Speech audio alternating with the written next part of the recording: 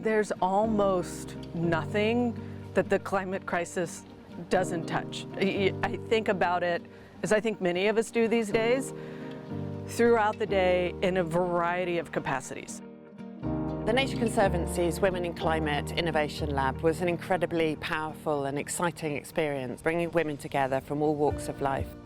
It's really important that women be at the forefront of solutions, or at least have a bigger role than they historically have had. This kind of event, it really hits a lot of what's really going to move the needle forward.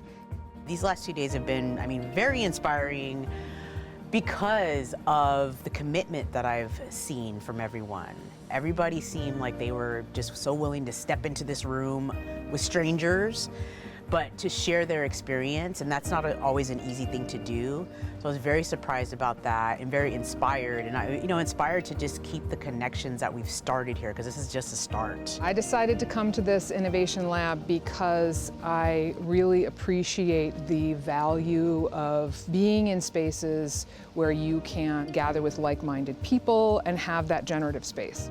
Women are so essential to solving the climate crisis because we're more than half the population and we're underrepresented. I really came because I wanted to spend time with other very smart women in all kinds of different fields. I think we need that perspective to be able to tackle these important questions.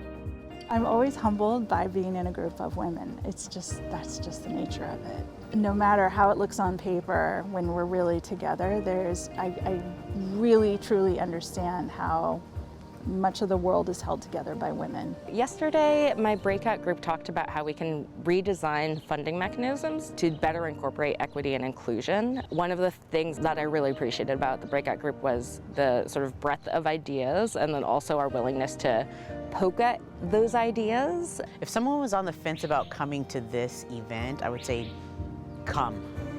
Go to it, do not be hesitant. So grateful for the opportunity, for the work of the Women in Climate team, recognizing that this is a priority, and also curating the folks who are here. I think the time and thoughtfulness that went into this was evident from the first moment that I met folks. When I was reviewing the program with my wife, she was like, oh my God, these are like your people, and that's exactly how I feel. Like, these are like my people. I think I have always found that women just have a certain directness and a certain practicality to not get distracted by ego and other things and just focus on how do we make a change and how do we make a difference. And I think you saw a lot of that here.